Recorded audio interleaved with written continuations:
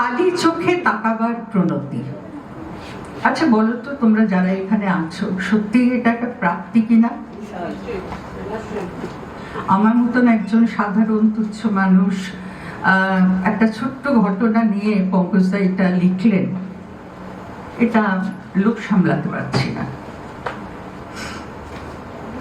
তুমি রোদ্দুরের দিকে চিবুক তুলো না, তোমাকে বড় অহংকারী দেখায়।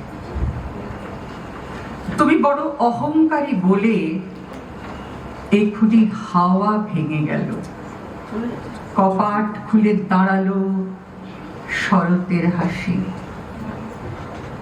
এখন দেশে ফেরার সময়, বরাভয় মুদ্রা নিয়ে দাঁড়াও। অমন অহংকারে চিবুক তুলে কটাক্ষ না হয় তুলে রাখলে গোপন সিন্ধুকে,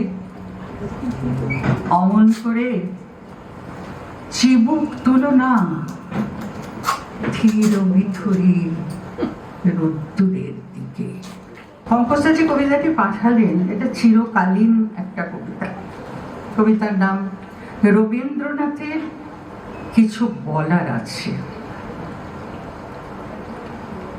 এক্ষুনি একটা কালো মেঘকে দেখলাম সীমান্ত পেরোচ্ছে। আকাশ গভীর নীল, হাওয়ারা সন্ত্রস্ত।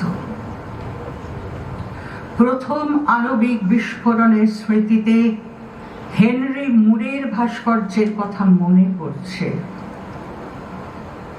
আমি বিজ্ঞানী আইনস্টাইনকে দেখছি ধুলো মুছছেন আণবিক ভাস্কর্যের স্মারকলিপির। এতক্ষণে সেই মেঘ কোন সীমান্ত পেরিয়ে গেল। আমার কেন সিরিয়ার কথা মনে আসছে, ইরাকের? আমার কেন ইউক্রেনের কথা মনে পড়ছে, ভারত, বাংলাদেশের? আকাশে গোপন কালো একটা মেঘ এখনই সীমান্ত পেরিয়ে গেল।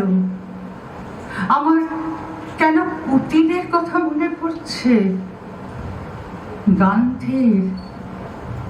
ওবামা কি এখন তার শান্তির নোবেল পুরস্কারের দিকে তাকিয়ে আছেন?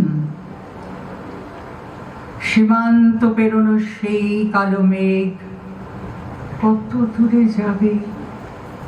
ইতিহাসের কোন আকাশ তার লক্ষ্য? কবরের গভীরে হেনরি মুরের হাত কি নিষ্পিস করছে?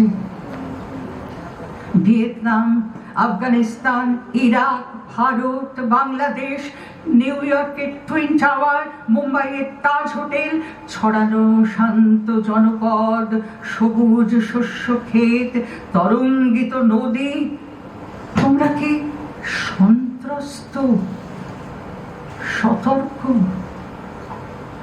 কালো মেঘ যে পেরিয়ে গেল সীমান্ত। আমাকে একটু সময় দিন, রবীন্দ্রনাথ ডাকছেন, তার কিছু বলার আছে।